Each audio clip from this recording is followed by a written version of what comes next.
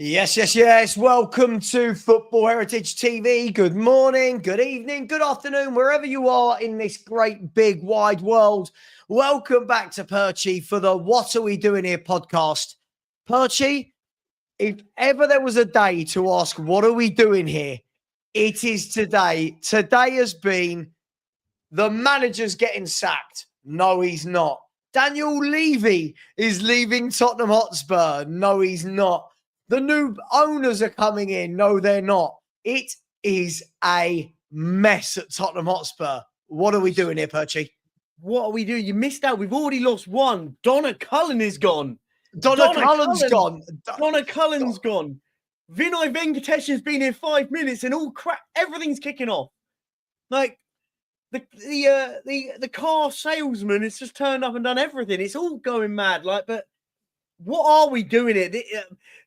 We're at a stage where anything could happen at this point. We're hearing about talks that Tell's going to be on a discounted price. Of course he is. It's just chaos at the moment. Leroy Sané's joining for 4 years. It's just Tottenham Hotspur. This is meant to be our quiet time. This is meant to be the time where we relax. Season's over, and it is all kicking off. It's madness. Well, listen, let me give a little bit of context for anybody who has missed all of this today. Donna Cullen has left the building, which is not a shock. Lots of people were saying she was due to go anyway. Yeah. I know people like Change for Tottenham and the protesters are trying to take credit for someone retiring, which I think is absolutely crazy. Like it's like me trying to take credit for Argentina. It's like me trying to take credit for Argentina winning the World Cup. Do you know what I mean? It's like there's just no link to it at all. But hey, let them take that. What we have heard is that there's lots of talk going around in the last couple of hours that Daniel Levy will be leaving the club. Now, this is too big a subject that it can all be covered in one show. But this would be huge. There's reports that there might be takeovers, and some people are saying it's from the Saudi region. Some people are saying it's US. There's talks that Ange is going, but they don't want to let him know yet until they know what's going. Mate, it's never dull. It's crazy, isn't it? Only Tottenham Hotspur could win a European trophy and then enter into this period of uncertainty. You know what happened? All this happens, by the way, and Ange starts in the first game of the season. Levy's still here. Nothing will change, will it? It almost. I love you, Matty. No, but Matty, look, you can't take credit for someone retiring. You can't take credit for someone retiring, Matty. I've got a lot of time for change. I know a lot of the guys there. They're really nice guys, but to take a bit of claim on that Donna Cullen retiring is a little bit. I love the shamelessness of it all. I've got nothing like fair play. Take the shamelessness of it all, but it is proper shameless. I love it. I kind of credit. Why not? Let's be fair. I would do the same thing. I'll take the shameless side of it. Yeah, listen, absolutely. I mean, look, where to start? I mean, look, even then, if we actually get back to kind of transfer news, we're hearing about Leroy Sané. Lots of talk about Matisse Tell. Look, I mean, there's something to cover every basis here for any fan who's interested in any aspect of the football club. But Bader, I'm not giving credit to any of these people. You can't take credit for somebody that is retiring and had plans to retire. Donna Cullen, in her statement, she isn't going anywhere else. She said she's taking time away to be with her family. If there is a buyout this summer, how are people taking credit for a 4 whatever billion pound buyout? If a new chairman is in, listen, let's talk about it. Honestly, so many people that don't quite understand how business works over their emotions. Yeah. Perchy, let's start. Let's leave Ange till last. We'll leave Ange till last. It's been done. It's been done a lot. Daniel Levy. There are talks that a gentleman by the name of Peter Charrington is coming in and going to replace Daniel Levy as the chairman of Tottenham Hotspur. Now, that's different No, Bader, sorry. Yeah, Bader, sorry. I was kind of getting you and Matty K mixed up, right? There are talks that a gentleman by the name of Peter Charrington, he's coming in and he will be instilled as the chairman of Tottenham Hotspur Football Club instead of Daniel Levy. Now, obviously, Daniel Levy, who owns 33% of ENIC, who own Tottenham. We know that Peter Charrington was the ex-CEO of the City Group, who are obviously a billion-pound industry. He left there, set up on his own, and now he is a trusted advisor to the Lewis family, and apparently he is being implemented. I mean, what's going on? Like, this is madness, isn't it? Yeah, look, I think at the moment there's not massive, like, at the moment it is all hearsay. There's no real big news story coming out about it. We don't really know.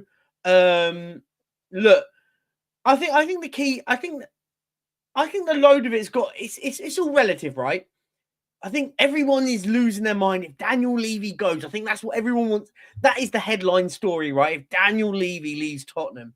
Yeah. I've always said, and you know my thoughts on all this whole thing about change and all that lot, it's not about an individual. Daniel Levy leaving and this guy coming in theory, may not make any difference to the way we operate. I think everyone thinks that with Daniel Levy going, all of a sudden we're going to start buying world-class players and top players and spending 400 grand a week on players. I think we have to get away from that mindset. Let's be fair. Daniel Levy goes and this guy comes in. Is he going to change anything theoretically? The business model's there. So I think yes, headline, it's a big story, but we don't actually know what actually is going to happen yet. Let's wait and see. I think everyone goes, click of it, oh, Daniel Levy's leaving. That's the headline, as I say. But what will make the difference, right? And Matty, by the way, Donna Cullen was retiring. Like, she had already planned it, and I think Bader put it in there. She'd already planned her retirement a year before any protest happened. Like, I like it. I'm all for the shamelessness, but it is shameless. But yeah, look, it is what it is for me. It is what it is. Yeah. Look, at the end of the day, listen, anything we talk about on here, by the way, guys, a lot of it is going to be what's doing the rounds. Okay. So this isn't, oh my God, I've got ITK inside information. Yeah. Is all the reports are saying that Lewis's daughter that runs the Lewis Trust that own Tottenham Hotspur is that apparently she does care a bit more about the football side compared to what Daniel Levy does. Rumours that she wants Charrington to come in and that he's a very smooth operator with a good head on his shoulders. He could be coming in to see out a takeover. He could be coming in as chairman if the Lewis family remain in control. But you're right. We don't know what it means. He could come in and be just like Daniel Levy for all we know. Who knows? Yeah. But equally, I think the key bit here is I think we're missing the one of the spokes, which is quite important here. Vinay Venkatesan started today. Yes. And he is the football guy.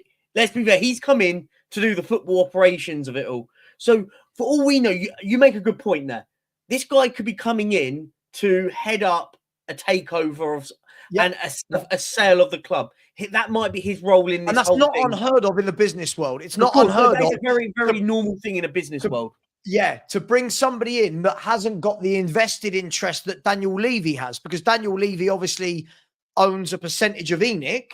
So if you're bringing in a middleman, companies will often do that to oversee a merger or a takeover, something like that. So it's not uncommon. Because if they have Daniel Levy in charge, he has self-interest as it's part of his ownership. So you're right. That is a very much a business thing to put in someone that's very independent to oversee it. So that is also a spoke in as well.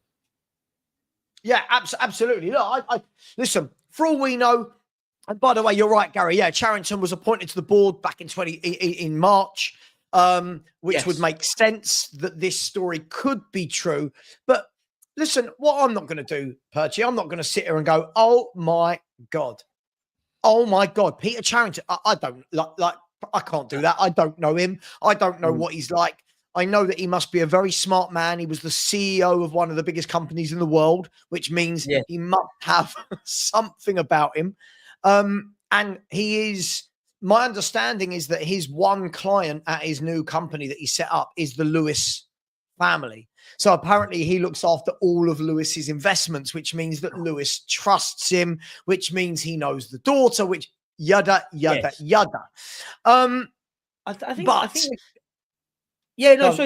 think the main thing, but all of this is things are happening, right? We're seeing all the talk, the Ange talk. We're hearing all the talks of new people coming in, people leaving. Stuff is happening behind the scenes. Like, I think there's more than just smoke at this point. I mean, we can see the fire in the distance happening. We know something's happening, right? Yeah, listen, there is, without a doubt, I have never been more sure in my life that something is happening. Yes. Now, if you wanted to put a gun to my head and I had to tell you what that is, I have no idea, Perchy, because now we're in the realms of not only could it be a takeover, or it could be a new MD, a new chairman. It could be a new manager. We know we need a new director of football, and it could be all of the above. Yeah. Now, when I said a few months ago, didn't I, that my theory was that Daniel Levy's going to have a clean sweep. I didn't know that clean sweep might the whole club, the whole club. You know what? From a YouTuber perspective, it's absolutely fantastic. From a fan perspective, it's kind of like we're up in the air. What does that mean for signings? What does that mean for new players coming in? What does that mean for investment? It's strange times. It's really strange times right now. It is. I think it is. It's a very Spurs thing to do after just going to win a European Cup. And now all of a sudden, all this stuff is happening. Look, I think this stuff probably was going to happen anyway. I don't think it's relative to us winning the Europa League. I don't think it's any relevance to it, but it just feels like Tottenham. Everything happens everything seems to happen. One thing I'll put you would be quite funny, wouldn't it? Though, imagine it. Daniel Levy does go and goes to insert any other Premier League club, and all of a sudden he goes and starts winning everything. It would, how we love the term Spursy. How Spursy would that be? Daniel Levy leaves. We believe he's the problem. He goes to say, I don't know, insert football club, Fulham, and then all of a sudden they start winning everything. That'd be hilarious, wouldn't it? The Lewis family sell up, go and buy Liverpool. Daniel Levy gets instilled as the chairman, and Liverpool win multiple Premier Leagues and Champions Leagues while signing £100 million footballers. You'd just have to laugh, wouldn't you? That would be amazingly funny. But I mean, for some, it will present a time of uncertainty and worry. Sure. For others, it will present a time of excitement as what it could be. But I think you hit the nail on the head, Perchy. You hit the nail on the head. Everyone just assumes because somebody might, and by the way, we don't know, because somebody might take over from Daniel Levy, that all of a sudden Spurs go into the transfer market and we're going, what's that? What's that? Eze, you want 70 million, 300 grand a week? Done. Sorry, who are you? Bastoni, you. And I don't know if that's quite how life works, but I suppose that will be at the forefront that people think that's going to happen. No, I agree. I think it's all relative, isn't it? Let's be fair with it, right? It's all relative. I think people have this sort of mindset that, oh, well, if Daniel Levy goes, all of a sudden someone's going to come in and just buy every player we've ever dreamed of. Like, oh, Messi, you can come for a year and it'll all be great. And I've always said, and I've always stand by this. I think for Tottenham, it's not necessarily personnel, it's philosophy, mindset. Yes.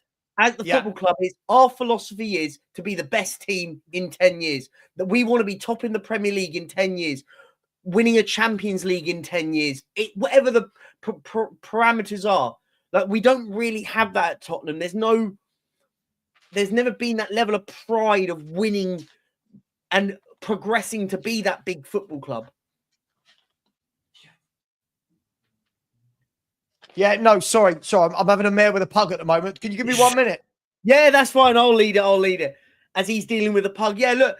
I think, guys. I think people. It is uncertain. I think the one thing we never really talk about. We always talk about it from a personal standpoint. Think about people at the football club, and I'm not talking about directors that are on loads and loads of money. I'm talking about people at the football club that work for them. That will always cause an uncertainty. It happens at any other job. To treat Tottenham Hotspur like any other company, that will cause uncertainty. And I think people need to just realize that. I think we have to think about we do just have to think about those people, because those people will be going through, may not sure if their job's at stake. A lot of times, if there is a big change, redundancies do happen. So I think we talk about it all from a football standpoint, but think about those always when we will talk about, we want change and all that. Just think about there's people that work for Tottenham, not at director level, that this will impact them directly. And we have to always, I think we always forget about that, because we think Tottenham is this different entity to any other business when it's the same sort of thing. Yeah, no, absolutely. I think it's going to be very, very interesting. I mean, look, we did have Donna Cullen leaving today, and she's been there for 3 decades. So, there's a lot of people who seem to hate her. I mean, I can't claim that I know, I'm not going to sit here and pretend I can hate a director. All feels a bit weird to me when people start going after Donna Cullen. But she has left the building today, and I think a lot of people were expecting a different type of club announcement. I've got a feeling we're going to see quite a few announcements this week now that Vinay's on board. So I think when a lot of people said earlier in the year, when he was announced that Vinay was joining, nothing will change. It's Spurs. I think everything's changing. I think we're going to see change from top to bottom at this football club once and for all. I really do. Yeah, no, I think you made a good point. I think it's I think everything will happen. And the one thing I will say, Ange will probably be the last one going.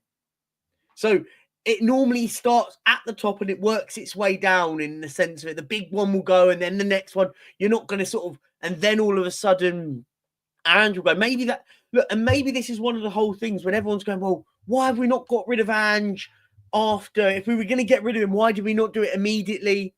Maybe this is it, because they can't make a decision on Ange's future if they may not know that they're going to be in charge of the football club for whatever reasons, right? No, of course. Yeah, listen, Perchy's all right. We don't mind Perchy on this channel. It's all right. He's all right. Yeah, look, I think the key thing for me is what Spurs do need is freshening up. When you look at Donna Cullen, Daniel Levy, I always get the other guy's name wrong. Is it Collicott? The other Collicott. I can't remember his first name, but yeah. They've been there for a very long time. And things get stale. And that's not just Tottenham. All companies get a bit stale. You need fresh ideas. You need fresh people to move you forward. So I'm seeing this as not a bad thing. I'm seeing it's not a bad thing. Now, we don't know if Levy's going, but lots of people, I saw Lee McQueen posted something earlier saying loads happening at Spurs, some things you won't believe. And then there's other people then coming out talking about takeovers. As always, this could all be absolute BS and it could be business as usual this summer, but something in the water feels different. Something feels very different. There's been no announcement on the manager, which would make sense if there was change at the top because new owners coming in. Do they want to forget my feelings on a manager? Do new owners want the same manager? Do they then want to implement their own man? It's all of these different things we've got to think of, Perchy, right? It's not just as simple as someone in, someone out.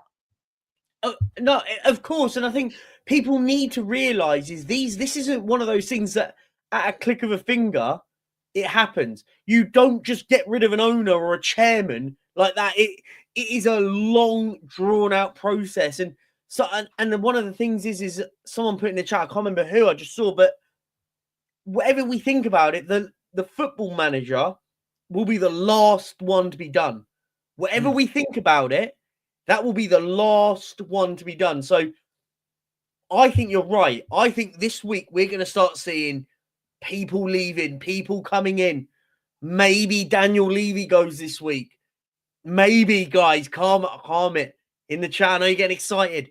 And then we will know what happens with the manager. And I think that's how it is. I think Ange is already gone, but they can't announce it. They can't announce it until they've sorted all the other stuff out, right? Mate, I'm at the stage where I'm at the stage where I don't even know. I mean, I'm not going to go too deep into the manager thing tonight, but I genuinely go through these spells where I think he's gone. And then I go through these spells where I go, nah, he's here. And then when you hear, I mean, this is now change of CEO, possible change of manager, possible director of football, possible new chairman. That is massive for any club to undertake in one summer. By the way, Wayne, this is where it's slightly different. If you're running it purely as a business, then yes, we are asset rich, not cash rich. But our owners are cash rich. There is a difference. If our owners wanted to dip into their pockets, which they never have before, then we have money. So could it be, again, all of this is conjecture. All of this is theory, right? Could it be that Charrington and Vinay Venkatesham, between them, go, cool, here's what we need to do. We need £200 million from the Lewis family to get this ball rolling. I don't know. I don't know. Listen, Lewis's daughter, I don't really know anything about her, but I've heard that she is a huge Tottenham fan. I've heard that the son isn't, but she is, and she's the one that's calling shots. Apparently, she doesn't see eye to eye with Levy. A lot of this, again, is conjecture, but it's quite exciting. Like, it could be worse. We could be supporting someone like Man City right now, and all you've got to worry about is what top signings are you making all summer? You know what I mean? Imagine we wake up to a new CEO and then a new chairman, and then all of a sudden we hear Spurs have Victor Gyökeres on his way to White Hart Lane, and it all becomes mental, and we all lose our marbles again. I don't know. After everyone I've seen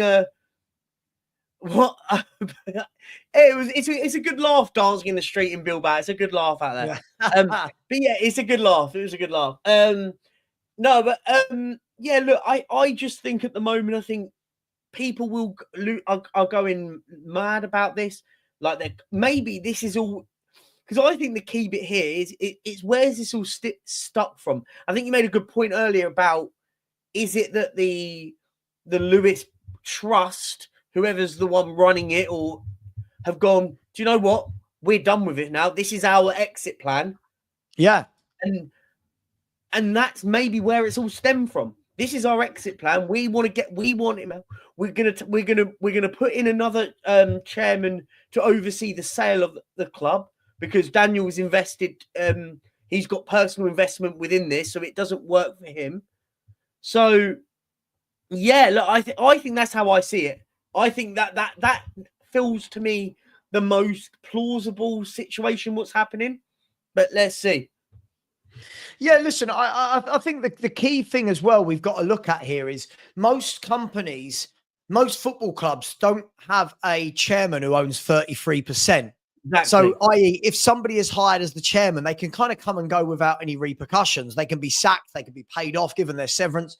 Daniel Levy owning 33% of the company that owns the club makes it slightly different. And I'm not going to pretend I know every football model. I don't know. But that, for me, seems to be, whenever you talk about Daniel Levy coming and going, lots of people go, yeah, but he owns 33% of ENIC. And that's got to be taken into account as well, right? I mean, how do they divvy all that up? I mean, that's a problem for brighter minds than us. But, you know, there's a lot going on. Of course. I think there's a lot going. There'll be a lot going on now, and I think, bear in mind, this isn't something that's happened in the last 2 weeks. This would have been going on for over a year. I think people need to realize it. It would have been happening now, because the sort of football year turns into the new one now. So now it's the time when, if you're going to make change to happen, it happens now. look, I think it's going to be a fascinating few weeks now. Fascinating what goes on. And again, it could come to we could be in a situation here where we're sitting here a week before the start of the season and we've got a new chairman, new CEO, new director of football, new technical director, new manager, new coaching staff, or we could be sitting here a week before the season with the exact same people still there. It can literally go one or two ways. Absolutely, mate. And that's the key thing, that a lot of this is conjecture. I mean, if you just type in who owns Tottenham Hotspur, you get so many different articles about different things and about, who owns what and who's in control. But what we do know is that Joe Lewis was the owner until it moved over to the trust. Yes. And people have asked for change. This might be the change they've been asking for. Or we get look, let me change this up. Spurs need to come out and announce something, because this now isn't just about a manager. There is news about everything. And for me, somebody needs to come out. And right now, I think the only person that would have credibility doing it right now. Who? Is Vinay Venkatesham. Agreed. Right? Great shout. The CEO. So for me, good shout. Get him front and center in the next 2 weeks. Come out. I say next 2 weeks. Tomorrow, Vinay, tomorrow. Come out and tell us. Boom. But it's fine. It's fine. You're going to be refreshing. And do you know what the thing will come up? Ryan Mason we like to thank Ryan Mason for his job at the club as he's now appointed as West Brom manager. That'll be we wanted something exciting, and then we got Ryan Mason's going to be West Brom manager. And by the way, good luck to him over there. I hope he does really well. Yeah. Look, I think it's interesting, because I think what we're going to see is on the Tottenham website, the official Tottenham website, I think you're going to start to see lots of announcements over the next couple of weeks of lots of different stuff. Like, I don't care. Like earlier on when they put out about every one of James Maddison's goals for the season. No, I don't want to know about that. I want to know about club announcements. I don't want to know about Spurs play. We want to know. The absolute filler. We do not, like, you look at it, it's like, Kevin Danzo enjoying his time with Austria team. Don't care, mate. I don't want to hear about that at the moment. Not right now. Exactly. Look, mate, I have seen Alistair Gold's articles. Yes. Look. I think what we've got to remember, if we take a step back, let's all take one big giant step back. Let's all look in and just remind ourselves, all of this is about 11 men kicking some leather on some grass. Right? I think sometimes we have to remember that. Listen, Ali Gold, as far as I can see, top guy. Listen, he's a journalist. He's allowed his opinions. I'm allowed mine. Perchy's allowed his. You're allowed yours. Look, people can be as biased or unbiased to the football club as they like. There is no right or wrong on that front. If you're Ange out, fair play. If you're Ange in, fair play. If you're Levy in, Levy out. All of that, fair play. I think you've just got to realise that we're never, ever going to have a settled fan base that all pull in the same direction. Even with the takeover, Perchy, 50% of the people will be like, yeah, great. Look at these new people. The other 50% will be going, oh, careful what you wish for. The grass isn't greener. And that's life, right? Yeah, of course. That's how it is. And I think, as I said, no one's right or wrong. We don't know what happened to it. As I said, I think people don't realize it. All of a sudden we go from, it could get worse. Like, I think everyone says the grass isn't greener. It could go worse. It could get better. We don't really know. Or what I think will happen, I think it will stay exactly the same. I don't think much will change. I don't think there'll be much. It will just be a different person. That's my only opinion. Yeah, I agree. I think what we might see is a different strategy. I think what we might see naturally is the wage structure broken. And that, for me, is natural. As all clubs start lifting their pay structure, their wage structure, Tottenham will have to. Like, it's not we want to, we're going to have to. And people say we haven't. Again, we've now got, 5 players over 150 grand a week. Yeah. I remember when we had no one over 100 grand a week. So naturally, it will shift naturally with conditions in people's contracts, naturally with new signings. But yeah, listen, we haven't even talked about the possibility of a sale. right? Of a sale. You know, we're hearing that Saudi takeover, US consortium. I mean, listen, I don't want to get bogged down into politics. I don't do all that. I don't want to go into, oh, well, I'll take an owner, but they can't be from this country or that country. So I'm not going to go down that route if that's all right with you, Perchy. But we've seen takeovers that have worked big time, and we've seen takeovers that have done very little or gone worse. So takeovers don't necessarily mean success. And I'll go back to what I said. For me, I don't care who takes over, as long as they give for example, let's just say it could be, if say Americans that come in to take over, and they come in and they say, our strategy for the next 10 years at Tottenham is to do this, this, this, and this, and we will be building blocks into place to make that happen, right? Like, thing is, oh, don't. We'll be running around the Woolwich with our European cups. Fair play. North guys were just looking at you like. To be fair to Lee, he sent me a lovely message after. He goes, "Mate, go and enjoy yourself. You deserve it." So big up to Lee. He messaged me going, "Do you want to come on?" And I stupidly went, "Yeah, go on then." Well, whilst I was really drunk, dancing in the street. Do you know what was so funny about it? What was really funny about it was you were in his chat. And where you were drunk, it was like every 5 messages, link, send the link. Lee, I need the link. Send me the link. No. So I wasn't in his chat. No, I was in the backstage. He'd obviously gone to the loo, and like Potts and them lot were in there. And I'm going, Potsy, mate, you better not be leaving, mate. I'm about to cook you. And I'm going, hurry up, Lee. Like, I'm sitting there like, I don't want, my phone's dying. It was so funny. But yeah, no, it was he sent me the link. Fair play to him.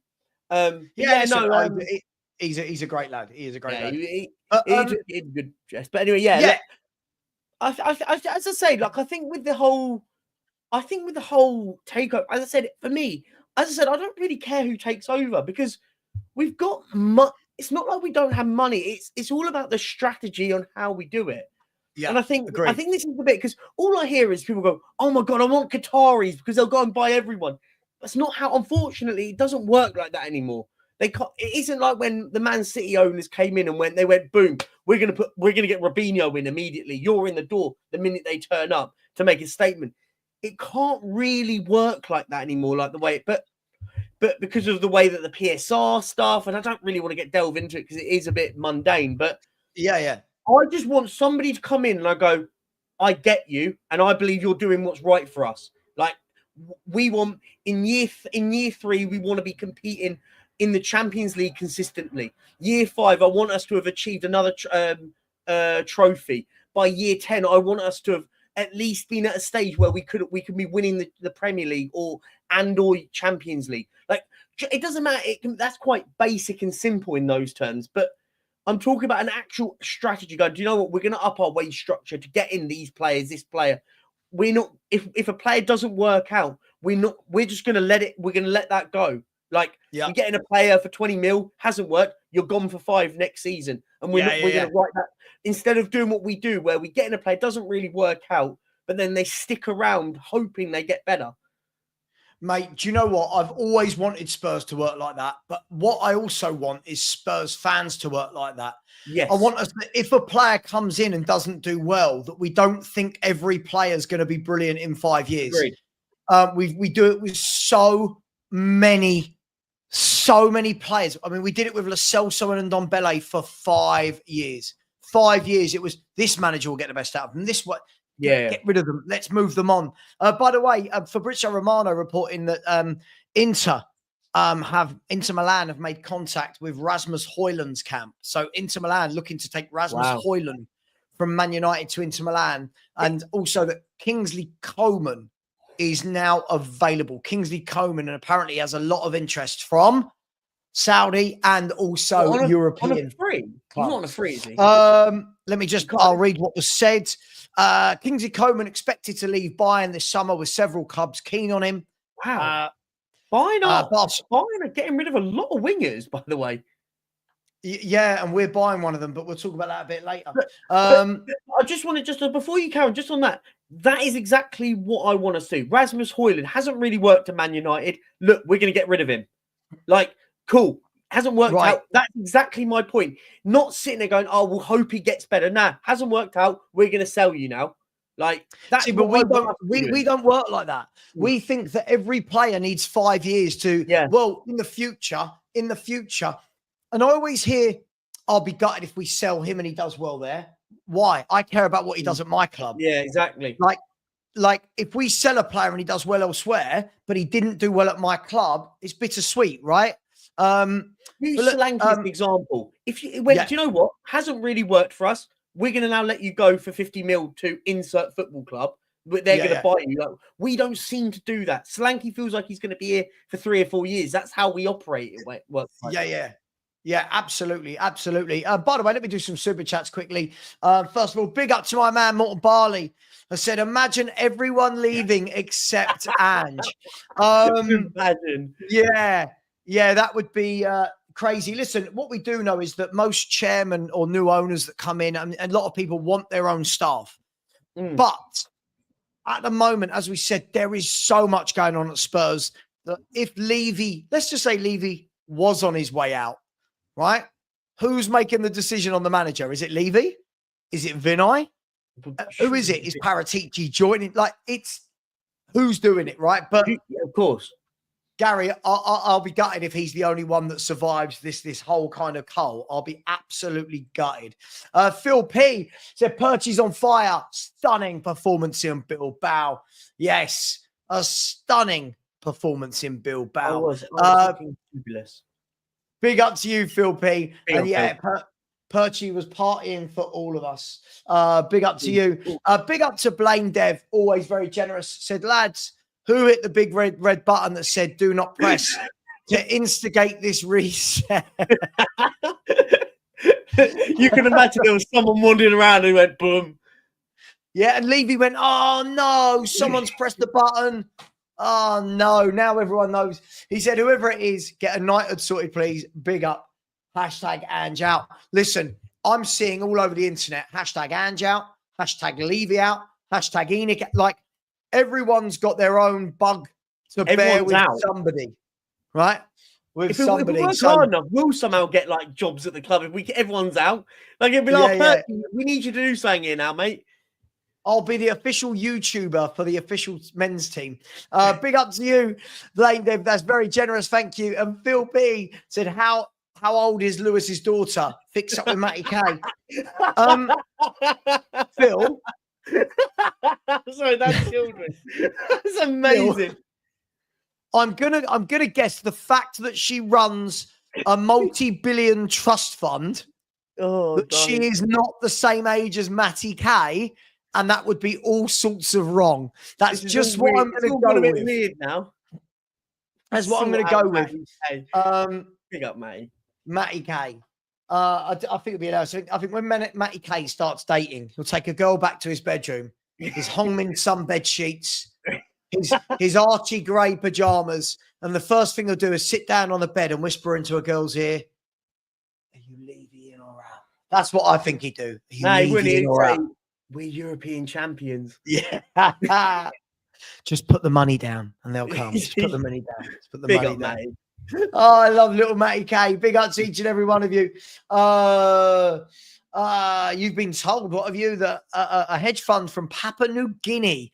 Sure, let's go with it. Get the rumors out there. Let's do this. Let's do this. I'm up for that. I can imagine Spurs going there for their pre-season tour. So Spurs this was from many years ago. This was Joe Lewis and his daughter Vivian. So this was from many years ago. So Vivian Lewis, I'll tell you what, let's find out. How old is Vivian Lewis? Hang on. Let's see if I can.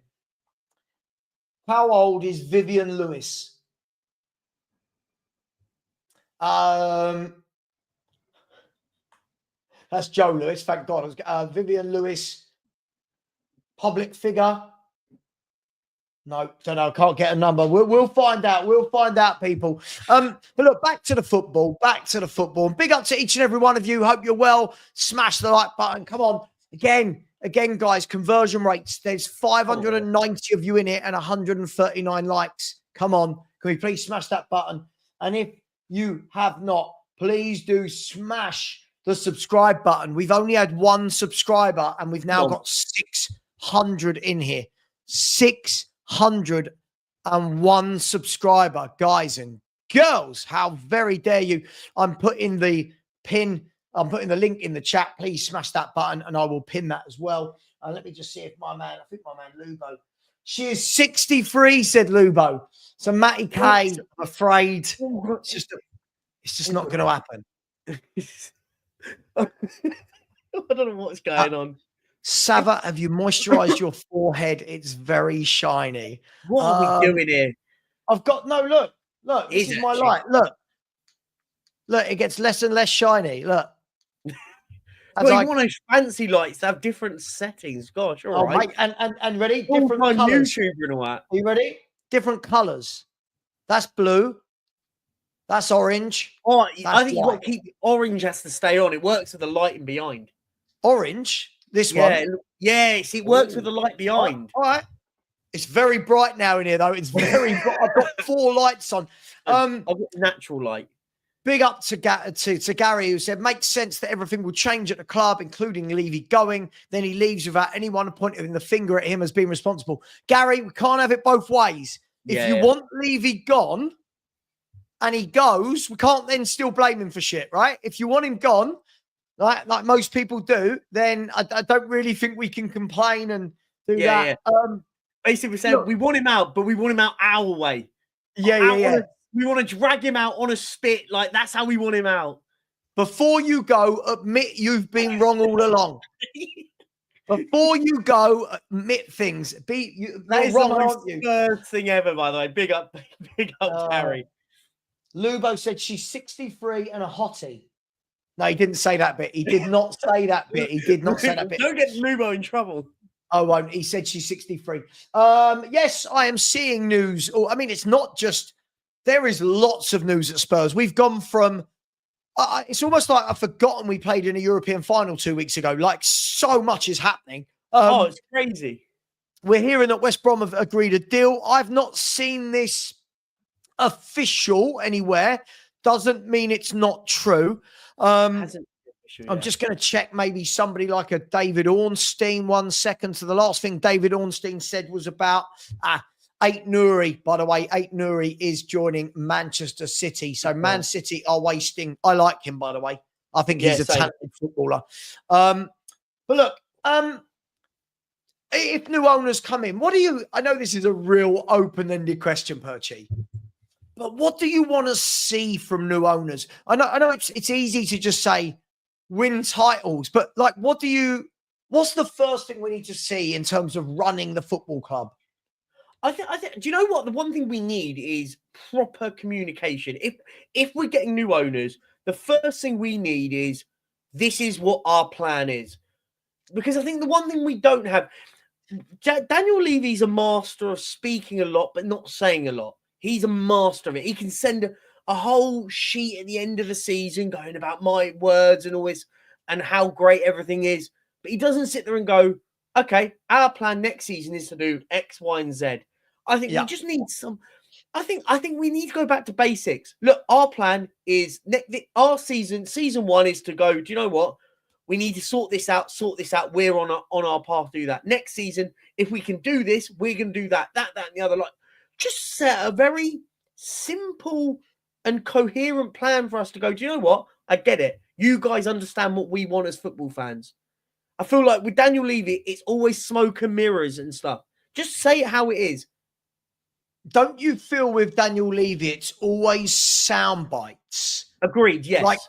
Like last year. I mean, look, I think I've got it. I think I've got it. And it's a good reminder to us all.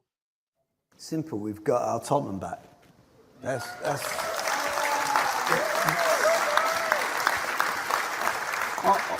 I just feel that, we're seeing football that we used to see. And so there you go. So like we get sound bites, like we've got our Tottenham back and people go, yeah, exactly. And what you actually want is, you know what? I'm committed that we might not win the league in the next 3 years, but you know what? We're damn well going to try. Yeah, right? exactly. Now, if a chairman does that, chairman, chairwoman, if they do that and we fail, at least you could turn around and go, well, look, they gave the manager every tool needed to do it. I.e., you could argue that Arsenal have given Mikel Arteta a lot of money to go and win a league, and he hasn't, right?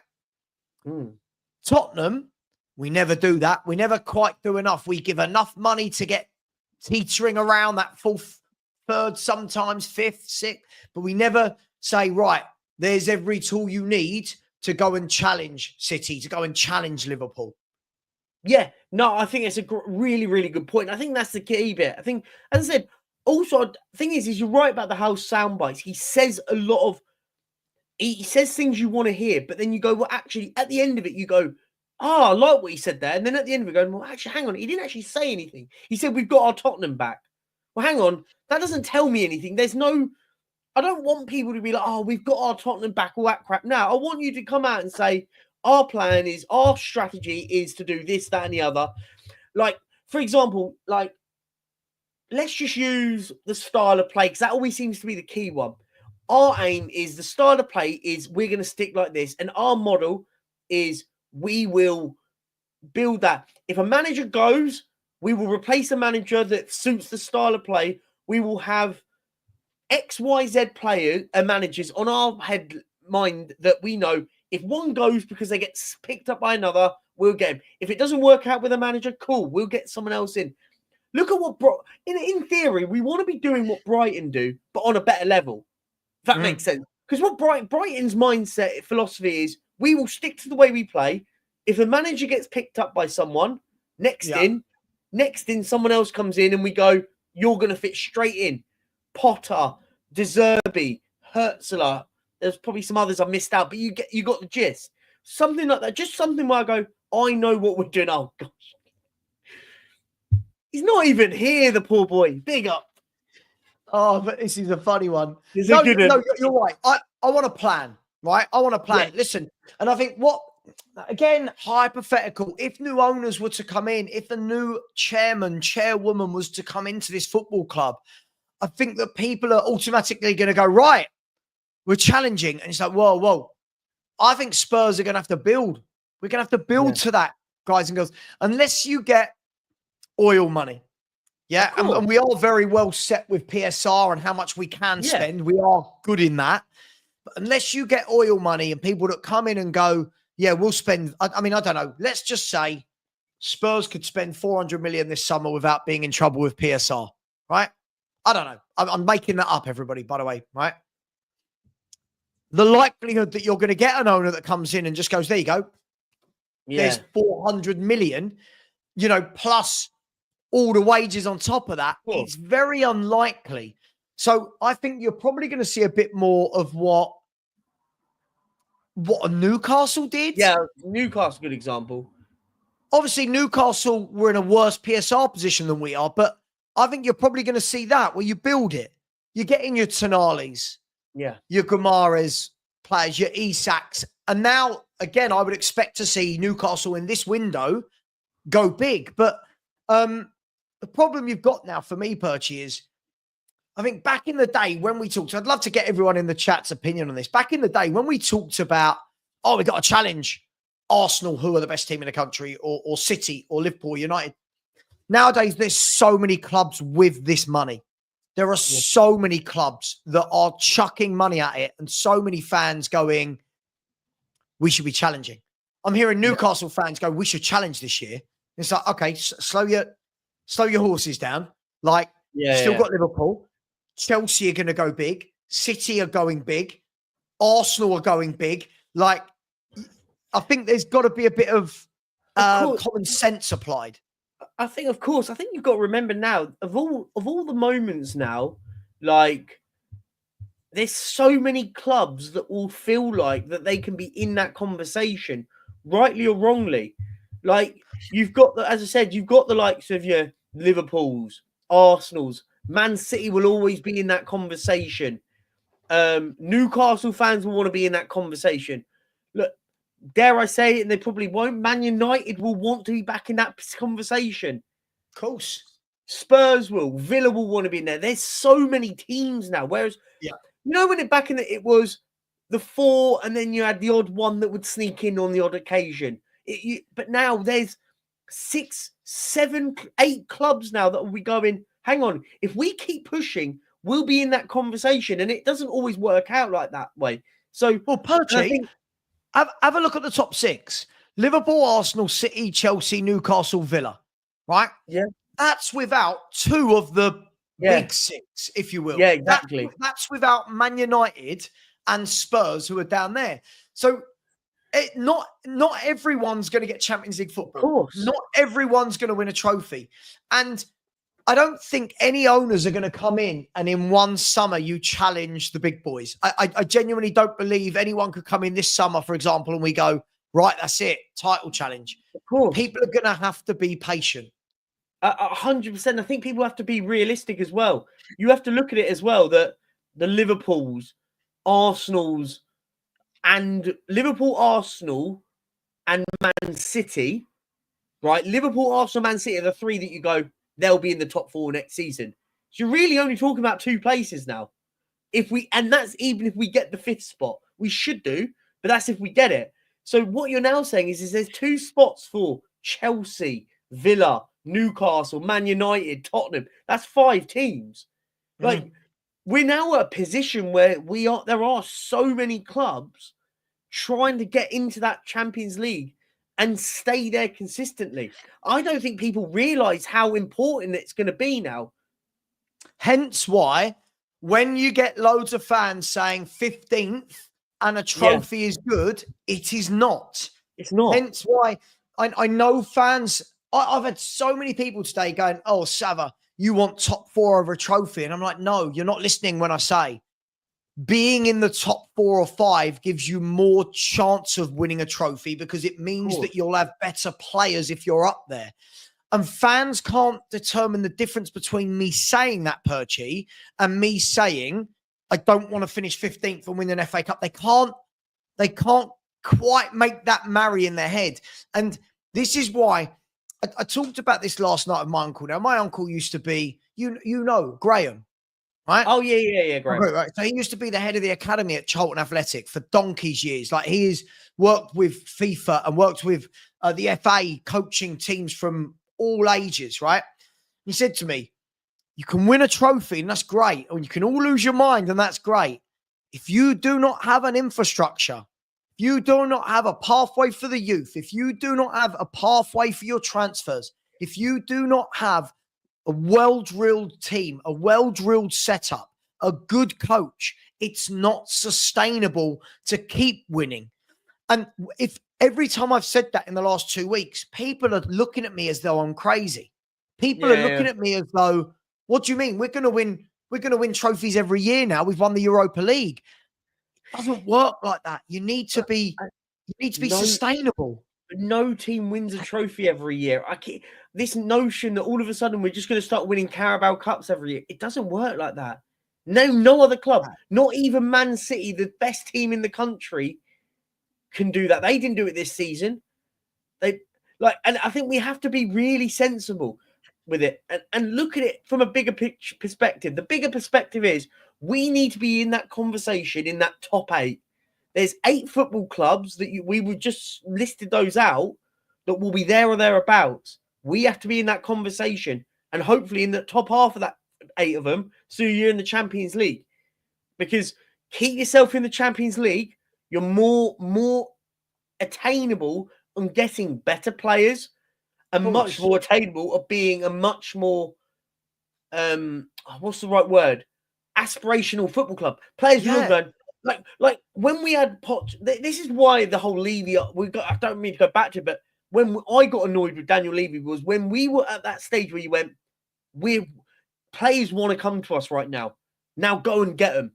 Go and get them under Poch era when we were undefeated at White Hart Lane on the final season, undefeated at home. You went, that's the moment where you go on, go and get our Declan Rice. I know Arsenal went and got one, but go and get our Declan Rice where you're paying £100 million on a midfielder to come in and be our best player. But we didn't do that. We have to get to that position before we start accepting we're going to go and get £100 million players. Mate, I've said this all the time, and I get so bored of hearing just slap the money down. As I've said, footballers and their agents are not silly. They are not silly. Tottenham can turn around right now and say, oh, we finished 17th, but we've won the Europa League. Let's just use Declan Rice from a few years ago. Declan Rice, come and join us for 100 million. Declan Rice is going to have other offers. Like, that's how it works. At the time, City wanted him, Arsenal wanted him, blah, blah, blah. Now, imagine you've now been in the top 3, top 4 for 4 or 5 seasons straight. People see that you're getting closer and closer. People see that you're buying better players every summer. Now, all of a sudden, you are attractive to a Declan Rice. Now you are a player where, now you are a club where players go, well, hang on, this wasn't a one-off. They're building something. This is why whenever I've talked about Villa and Newcastle this season, and I said what they've been doing for the last 3 or 4 years is just slowly but surely chipping away. Yeah, and people go, oh, look at Villa's trophy drought. Sure, but as a club, take the trophy away. As a club, from where they were 5 years ago to where they are now, look at the job they've done. Slowly but surely, top director of football in there, top manager in there, starting to get top players in there. Newcastle did the same. Yeah. Newcastle implemented a coach who had a philosophy, right? Started chipping away. It wasn't 4 top signings every window. It was one here, one there, one there. Our fans seem to think that what you can do is go, right, we're in the Champions League, right, go. It's like, whoa. Yeah. Teams will look at us and go, well, hang on. For the last 3 seasons, Spurs have finished 17th, 5th, and 8th. Now, if I work that out in my head really, really quickly, I think that's 30 overall. If I work that out really quickly, 17, 5, 8 is 30. That means our average league position for 3 seasons is mid-table. Yeah. Right? So players will look at that. Players will look at every scenario and go, okay, well, where are Spurs? What are they building towards? But if you try and have these nuanced conversations, Perchy, people in the chat just go, oh, you don't want to win trophies. No, it's not that. Yeah, you can't be bottom half winning trophies and think that players are going to go, that's my club. It's mad. It's madness. Have you seen the news that's just come out? From who? David Ornstein. I'm going to Ryan Mbeumo has decided to join Man United. Mate, right, I'll tell you what. So Man United have bought Cunha and Mbeumo. Hang on, I've got Mbeumo has picked Man United, yeah? Yeah, I think that's what David, I think everyone in the chat is saying it. Is the chat saying it? I'm sure. I'll tell you what, would you like me to bring it up on stream? Go for it. You were going By to the do way, it anyway. Everyone keeps asking me if I have X. This is not my X page. This is a friend's. And he lets me use it in the summer and January for Ornstein, Romano, and Plettenberg. Right? So you can see there, Brian Mbeumo decides he wants to join Man United. Now expected to open talks with Brentford to sign a 20-year-old forward. I'll tell you what. Look at that. That is absolutely crazy. Remember when we were told that Man United would be in trouble if they didn't win the Europa League? They've just gone out and I'm assuming they've spent some big money on him as well. He would have been cheap. So I'm guessing does anyone know what the fee's going to be? So it doesn't say at the moment, but you would guess probably in the region of 50. So they would have done 115 million on Mbeumo and Cunha, who revolutionised their attack. Agreed. And then they'll get rid of Garnacho. They're getting rid of Højlund. They'll get rid of Rashford. They'll get rid of Anthony. And Man United, I don't want to be the first to jump to it. Fair play to Man United. Fair play. Because do you know what? That's how you go and react. That's how you react. Like, I think that's great. Someone said 55 mil. Does anyone actually know the actual price that Ornstein's touted? I'll be intrigued just to know, because I look at someone, and it's funny, isn't it? All the talk I hear about Thomas Frank, he's losing. Let's just say he stays. For all we know, he's losing another of his. He has lost Ollie Watkins, Ivan Toney, and now Brian Mbeumo is 3 best attackers he had. Like, but he gets absolutely like dismantled because he hasn't won a trophy. Like, imagine every year. Imagine every year Spurs lost their best 1 or 2 players every year. Right? Look at our fans. Our fans are still crying 2 years down the line from Harry Kane leaving. These managers at smaller clubs lose their best players year in, year out. Don't complain. Get on with it and make it work. And yet those are the managers that get belittled. It is absolutely madness. But guys, Ellie is absolutely right. Even though she said I had a shiny forehead and a big forehead. Ellie just wants the first thing off the barbecue when she comes to the FHT. Perchy, you have not said you're coming to the FHTV barbecue yet. I'm away. Good. We don't want you there anyway. Big up to everyone in the chat that Ellie is right. There's 197 likes, 615 people in here. Please do smash that button. Man United with Mbeumo and Cunha. Again, I mean, chuck in Amad Diallo into that three, maybe. Yeah. You've got a good front three. They might get someone else, but there's the difference between them and us. And that is the difference. And the thing is what Man United won't be afraid of doing is selling Bruno Fernandes. They won't be scared to sell Bruno Fernandes to Saudi. So they'll go and get 100 odd mil for Bruno Fernandes. I'm telling you, I'm going to call this now. I said this before the final. I think Ruben Amarim gets it right at Man United, right? I also think they're going to be good next year because Man United are going to be playing 1 game a week. And then what they will do, I think, next year is challenge for that top 5. And if they get it, they then back in the Champions League with Champions League money. Everyone's written them off. They're finished. Man United are terrible. Look who they've gone to buy and compared to us. Now, I saw a rumor today that they were also after Pedro Gonçalves of Sporting Lisbon. Now, you get rid of Bruno Fernandes for 100 mil and bringing him. He's a good player, that Gonçalves. He is a goal and assist machine. Yeah. Right? And this is just what they do. Yep. This is just what they do. I've said all along, I don't think Amarim is a bad manager. I just don't think Amarim going in halfway through a season without his own players, he plays such a specific style. Yeah. I said it when he signed. Good manager. They're going to have to wait till the summer. And all the Man United fans went, no. Now look at Man U, how many chances they create a game. Now they've got Cunha and Mbeumo to finish them off. Yeah, of course. And I think the key bit as well, you've got to bear in mind, they're going to lose a lot of defenders as well. I think the likes of Lindelof's going on a free. I think a couple are going as well. So they'll go in and buy defenders. Like, they'll go out and get centre-halves. They're going to get rid of Bruno, Rashford, Sancho, Højlund, right? Eriksen's going to go. Mate, honestly, you watch who he brings in there. I agree. Even if they're not big names, you watch who he brings in there. They will play his style of football. I'm going to call it now. They're going to be a different team next year, a much different team. Don't be shocked that he goes in and gets players like Antonio Silva and and that is it Ignacio, the centre half at Sporting. Don't be.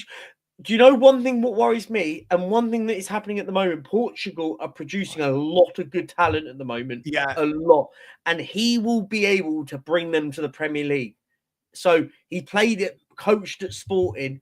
Don't be shocked if he goes and brings in the likes of Goncalvo, Ignacio, or Antonio Silva, who's at Benfica. Don't be shocked by it. I think they'll worry me because if they can go and get some of those talents in Portugal that play very good football, by the way, very good football, keep an eye. They're ones to keep an eye out on. It's funny because in this report by Ornstein, it actually says the likes of AFC, Newcastle, and Tottenham are all interested. But, mate, listen, and this probably goes back to what we were saying earlier, that a lot of this stuff behind the scenes of Spurs needs to get sorted out and quick. Agreed. Otherwise, if it keeps going on, we'll be way behind. Hang on. No, Destiny, again, people need to listen to what I'm saying. Nowhere did I say they're not shit now. No, did I? That's not what I said. What I said was Ruben Amarim coming in plays one way. Man United's directors would know that when signing him, right? Yeah. They would know that.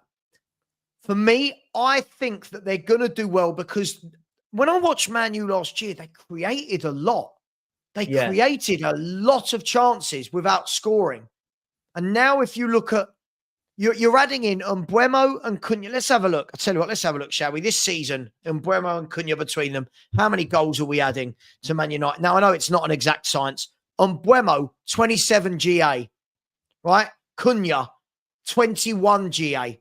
So what's that? 21 add, what did I say? 21 add 27. So you've got 48 GA being added to their forward line. Yeah. Yeah. Eugene, players like Mbeumo and Cunha, come on, man. Listen, do you know what? This is what Spurs... By the way, Eugene is a typical one of these. I like Eugene. I do. Yeah. He's a typical one of these that when another club does something good, we mock it. We mock it. Now, what we'll do is we'll go and buy Tell, and people will try and convince themselves that Tell is better than Mbeumo or Cunha. That's what we'll do. Do you know what? I'll sort of slightly move it to Brentford. Do you know who I could imagine Brentford going and getting in and being really good for him?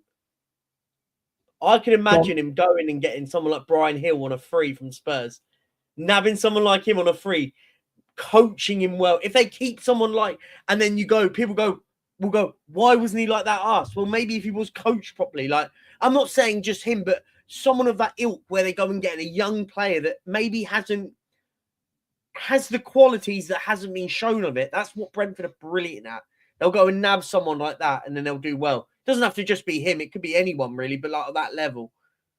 Manuel Solomon, I could imagine going to Brentford, someone like him. I completely agree. Do you know what I'm gonna do? I'm gonna take my hat off to Man United because they are in a dreadful state, and within the first 2 weeks since losing the Europa League final, have got Cunha through the door, right? Have got Cunha through the door, and now Mbeumo could be cut following through the door. Oh, I think that's. And do you know what? And do you know what's good? What Man United are doing right now? They're going now. You'd have thought they were the one that won the Europa League, wouldn't you? Like they've gone in and got two players that are, I think, Champions League quality. I think so. I don't think anyone in the chat disagrees. But right now, and do you know what? Perfect time for the likes of Mbeumo and Cunha to go in. No Champions League football. No Europe. We can get settled in for a year. And then the year after, that's when we get going. That's how I think they're going to play it with Man United. Yeah. Again, I think, look, all I'm saying is I see this all the time. Other clubs make big signings and we knock it. We knock it. Oh, it's so mad. Like, why? I don't get it, mate. Like, why are you like, why can't we just go, do you know what? I wish we'd been like that. Like, I don't get why we're so incapable. It's this weird tribal arena. Yeah, Cunha's already signed, mate. Cunha's signs. Cunha's done. Holding a Man United shirt already, mate. That's old news, mate. You're really far behind. Yeah, he was already holding a Man United shirt last week. No, but I think what we do a lot, and it's this sort of weird tribalism where it's. Let's be fair. It's funny, isn't it? Reezy says honestly. That. But they always do it every year. Why can't we ever? Why is it football fans are so incapable of just going? Do you know what? Fair play. I wish we'd done it. Like, I don't get why it's so hard for people. Here we go. Let me ask you this: if Tottenham Hotspur was sitting here right now and we've signed Cunha and Mbeumo, we'd all be going, "Oh my god!" Man United do it, and we go, "Nah, career's down the drain." Nah, career's down the drain. People have got to realise, right? People have got to realise. Again, we talked about this earlier. A lot of football fans can't understand the nuance of running a football club. Agreed. Ruben Amarim's gone into an absolute shit show, right? He's gone into a shit show, and he's had one signing. He had a left wing back signing, right? He's now getting his own players in. Next year, you judge him. Next year, you say, right, you've had them now. You've had them Yeah. now for a whole summer. These are your players. What are you going to do? I'm going to call it right now. I am absolutely jealous of those two signings if they get the second one over the line. Oh, 100%. But that immediately what they've done there, they've sorted out their issues up in the final third. They've sorted their issues out. I think that's what we need to realize. Now, what they'll do is they'll put their focus on, okay, is Bruno staying? If you're not staying, you're going. If you don't sign a new deal, you're out of it. Like, then it will be Garnacho. You don't want to be here. Goodbye. We're letting you go. Rashford, you don't want to be here. Goodbye. We're going to let you go. Like, then it will be, okay, we need centre-halves. We'll go in and get Ignacio. We'll go in and get Silva or insert defenders. It don't matter. Like, I think we have to. Do you know who I can see going Man United who'd fit him really well with them? Branthwaite from Everton. I think he'd fit right. Yeah. I think he'd fit really well in that Man United back line. I think someone like him, get him in, would be a very good signing. Yeah, Kiri, not yet, but let's be fair. What I like about Ornstein doesn't flood with news. Yeah. Ornstein drops one a day. So when he's saying that Mbeumo's picked Man United, I trust it. Now, let's be brutally honest, Kiri. Do we truly think Man U will fail to get a player from Brentford to Old Trafford? Do we truly believe there'll be problems with the wages and the transfer fee? Well, no, but if what Ornstein's saying, and you've got to take a lot of what Ornstein's saying with a lot of vigor, because as you say, he doesn't flood it with rubbish. Normally, it's very credible. And he said that Mbeumo has picked Man United, so he would have had deals on the table from Arsenal, Man United, Tottenham, and Newcastle were the 4 teams that were mentioned, and he's gone. I like what Man United are doing. That's for me. He's had them on the table and picked them. So that is all but done. It will just be about the club sorting out an arrangement with each other to go, how much are we paying? And look, Brentford, the only thing that could stop it is how much Brentford asks for him. Because Brentford will go, well, we don't need the money. So we want 70 mil. And Man United are the sort of team to go, sure, we'll pay that. Yeah, listen, I mean, I've just gone to Romano's page. In the last 3 or 4 minutes, Romano has reposted a post about Mbeumo to United. And that, you've now got Romano and Ornstein saying it. You've got Romano is now saying that Liverpool and Bournemouth are working to advance the deal for Milos Kerkez, and that Al Hilal are confident to get the final green light from Simone Inzaghi to become their new head coach. It feels like everybody is doing something other than us at the moment. What I will say is this as well, right? Brian Mbeumo's got 1 year left on his contract, right? Is it 1 year? Oh, okay. I've just checked transfer market. He's got 1 year left on his contract. That is a lovely deal for somebody to get over the line. 1 year left. He's currently on 50 grand a week. So anyone could just go, we'll treble that. Yeah. We'll double that. Listen, it'll be on 150, 200 grand a week. Easy. Fair play. I'm jealous. I'm absolutely jealous. That's how you do business. You go in hot, do you know what? They'll be saying, Amarim will be saying, we do not want to be in a position like we were last time. So you go back to that one before. Just want to read that again quickly. The one you just put up about the one before. No, it was about Guehi doesn't want to come to Tottenham. That one, yeah.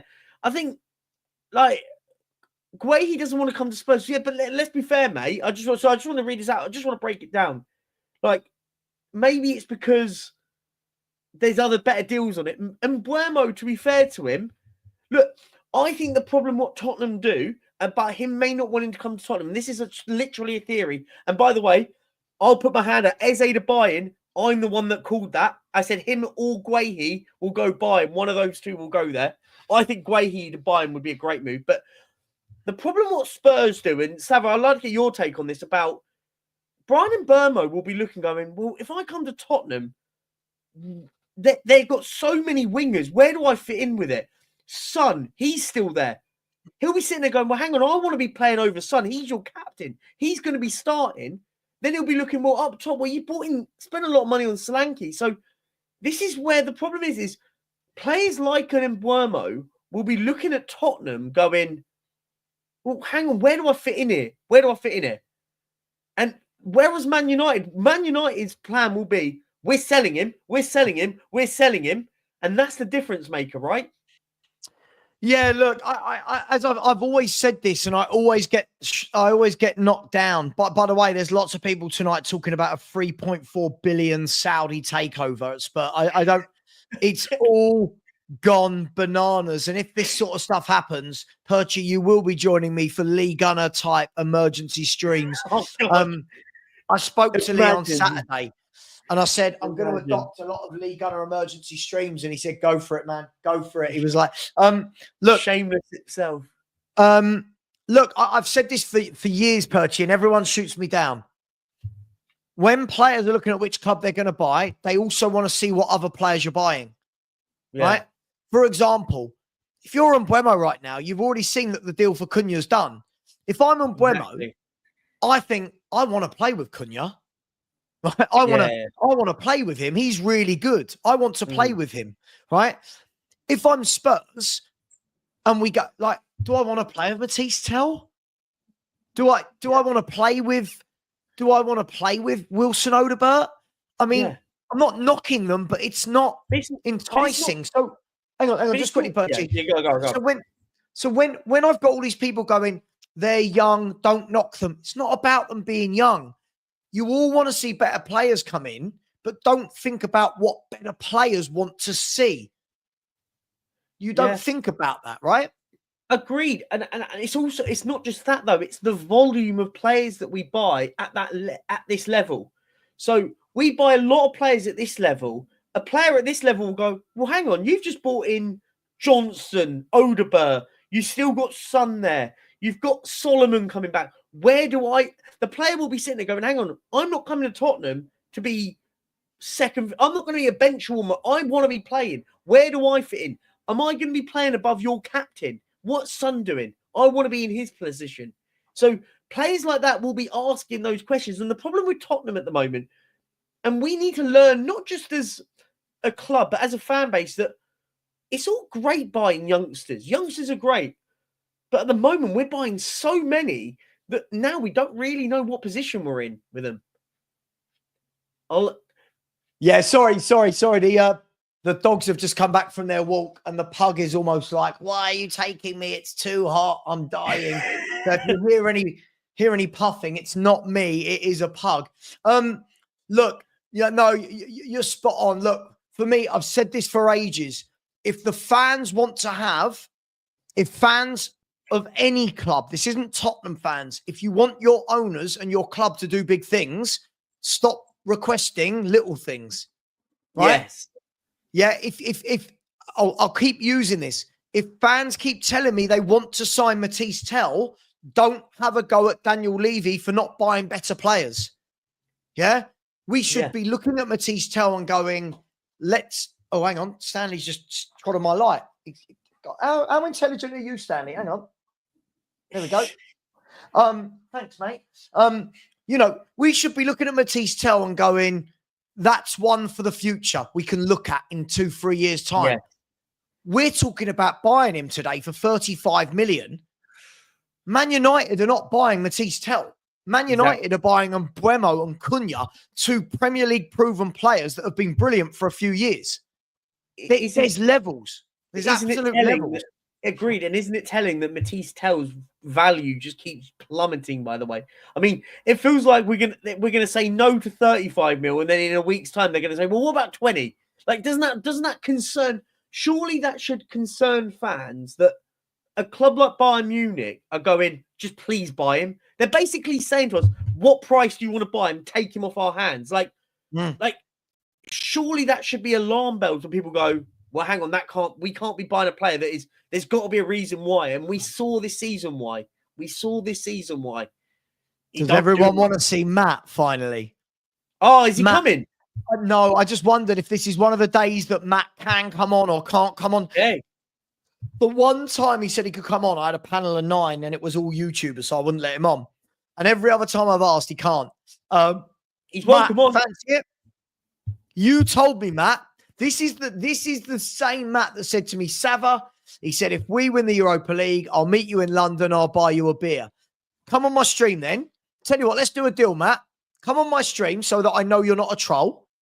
And I'll meet you in the next few weeks in London for a beer. How's that? That's fair enough, isn't it, Perchy? I think it's fair. I think that's really fair. Oh, now I want to see Matt's takes. I want to debate Matt. I feel like this will be fun. Now he talks a great game in the chat. Which news? Sorry. Oh, it's doing the rounds. Let's have a look. Who sent this to me? Two people have sent me the same. The problem is when you're a YouTuber, right? Oh my days, I get sent so much stuff. It is unreal. Like my wife must think I'm on the phone to women all day. Like, I get sent so much football nonsense that my phone is like ping, ping, ping, ping, ping, ping. It's just absolutely crazy. Isn't that right, wifey? Yes. She said yes. Did you see Kelleher to Brentford's done as well, by the way? Great Good deal. business that is. Great Good deal. That's what Brentford do brilliantly, by the way. They go, we sold Flecken for like 10 million and bought this and bought Keller for like 11 and a half. No, like, I think it worked out to 18 with all the add-ons, it turns out. Oh, with add-ons. Like yeah. But like I listen, that's good goalkeeper as well, by the way. Matt, it's not about Thomas Frank attracting better players. I'll tell you what, do you know what I love? I'm going to break down an argument from Matt here. Oh, come on, Matt. I want you on the show. Come on the show. Yeah, come on, Matt. Right. I'm going to break down this argument. What better players did we attract when Jose was here? What better players did we attract when Conte was here? This isn't a Thomas Frank issue. Your issue, right? Let's break down Matt's whole year, Perchy. Let's break down. No, he's going to have a mare. This is a proper stinker moment. Let's do it. Let's do it. And everyone in the chat is going to agree with me, I know. Matt all year has said, no, I am not an Ange fan. I believe that whoever the manager is, they need to have 3 to 5 years, right? I'm not an Ange fan. Now, when you suggest Thomas Frank or Silva or Areola, I won't get behind that. If Spurs do that, hang on. You told me whoever the manager is, you get behind them for 3 to 5 years. Am I lying? Mate, unfortunately, if you say enough words, your words start twisting around and you get a bit lost. Mm-hmm.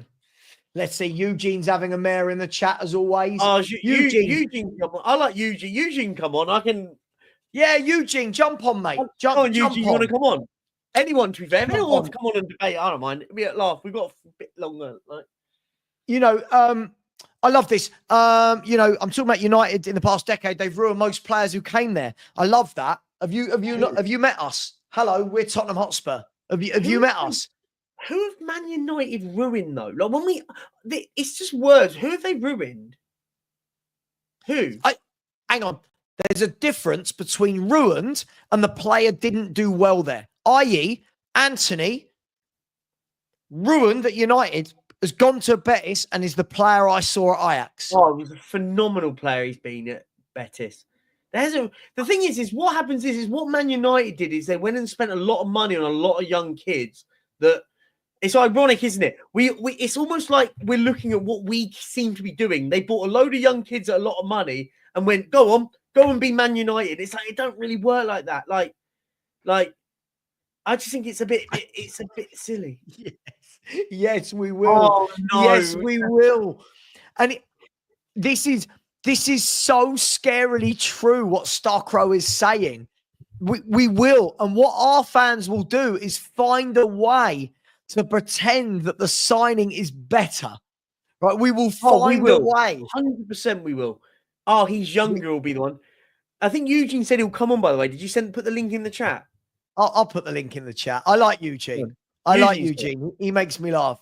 I've met Eugene as well, by the way. Went for pizza with Eugene. All right. This isn't a dating site. Hey, this isn't Bumble for football fans. Bumble. My mate's recently single and he's on something called Hinge. And I was like, Hinge is there.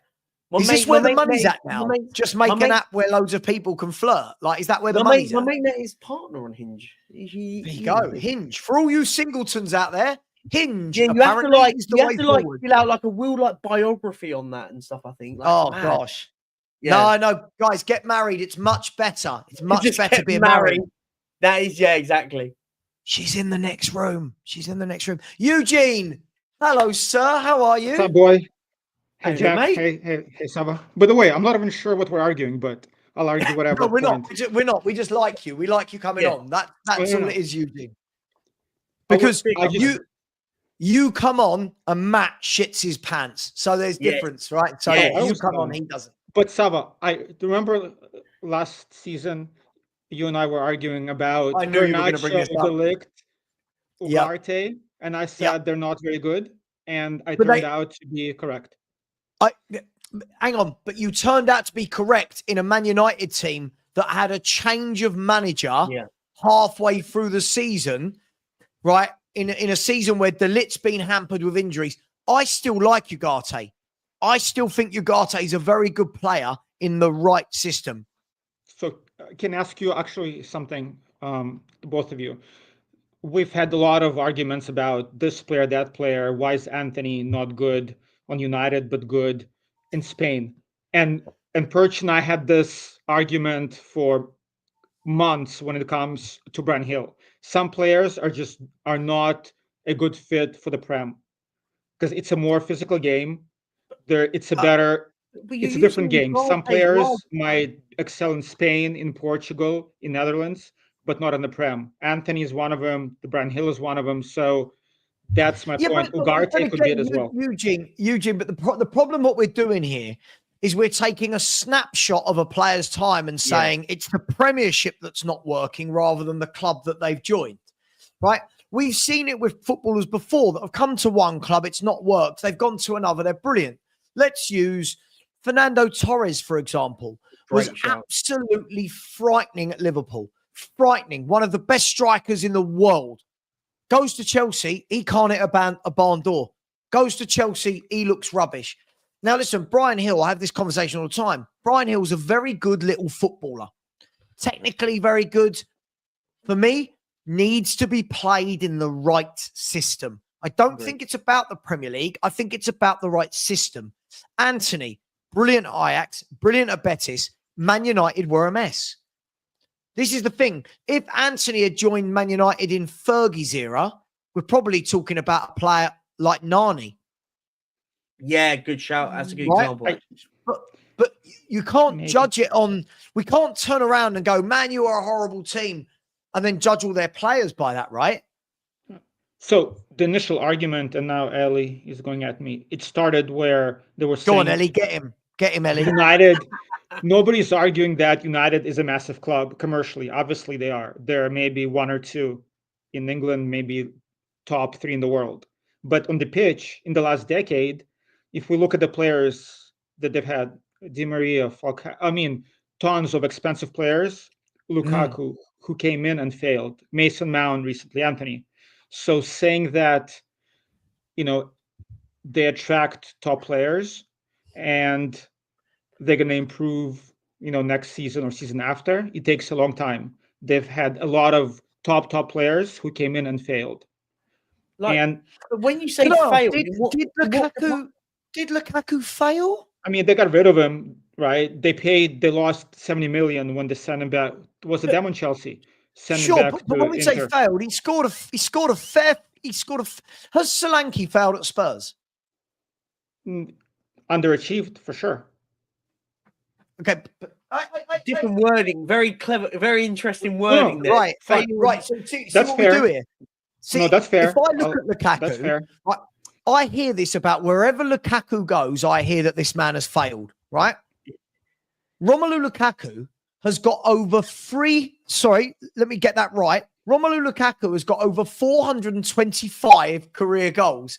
And yet everywhere he goes, I hear he failed there, he failed there, but scores wherever he goes. In Italy, he's great, but there's a reason why Chelsea, I believe, they lost 70 million. to centre back. Wasn't he brilliant when he was at West Brom? He was brilliant at West Brom. He was brilliant at Everton. He was brilliant at Chelsea in his first stint. But I guess, Jack, that goes to my point, right? Some players, Lukaku is bossing in Italy, right? Right. We saw with Vincent Janssen. You said we he saw failed countless in the Prem, examples. though. But you could What's that? argue he hasn't failed in the Prem. Did you when he was at West Brom? He was phenomenal. But when he was why at did Everton, United? he was phenomenal. When he was at Why Chelsea, did Chelsea lose money on him and United lost money on him? Centre back. Ignore money, but you can't. Because what we're doing here, we're moving the conversation. What you said that like players come to the Premier League and fail. Well, there's a lot of examples where Lukaku in the Premier League has been absolutely brilliant. There was a reason why Chelsea went and bought him back off Everton and paid all that money for him. So, in theory, did Lukaku fail in the Premier League? No. Maybe it didn't work at some football clubs. Fine, happens. I've seen players come at Tottenham and go, God, you're rubbish, and then go on and be amazing. Happens, right? Can I ask you, Eugene, just off the top of your head, I'm not expecting you to know the answer. How many goals do you think Lukaku has scored in English football? Over 100? 100 something? Yeah, give me it's over 100, but how many do you think he scored in English football? 130? I don't know. He's got 149 goals in English football. Right? How many strikers would love to be able to say they've scored 149 goals? Like, again, this is a guy that wherever Antonio Conte goes, he says, I'm going to win a title. Give me that guy. Right? Yeah. But if you ask United fans and Chelsea fans about him, again, like I'm just saying, right? If there is a reason why teams give up on certain players, especially big teams who are willing to lose money on the transfers. Lukaku, same thing with De Ligt, right? When he was let go by Bayern, right? And Juve, and they lost a lot of money on him. Same thing with Lukaku. There's a reason for that, especially with a striker. But can't we say that with every player? Yeah, that's what I was going to say. But twice, though. I mean, again, failed is not the right word for him. Underachieved, maybe. But again, when top clubs give up on a striker who's scoring goals, there is reason for that. And Italy suits him better. In Italy, he's dominating. In the Prem, it's different. But he scored 149 goals in the Premier League. That's a lot of goals. That's how many years, actually? 4, 6? I don't know. Well, how many years? He did a year on loan at West Brom. He did a couple of years, I think, at Everton. It was at Chelsea for a couple. So maybe 5 years? Maybe a bit more. You might have the number. But regardless, there's not many football players that hit the 100 club and pass the 100 club. So anyone that gets into the 100 club has had a very good, successful career in the Premier League.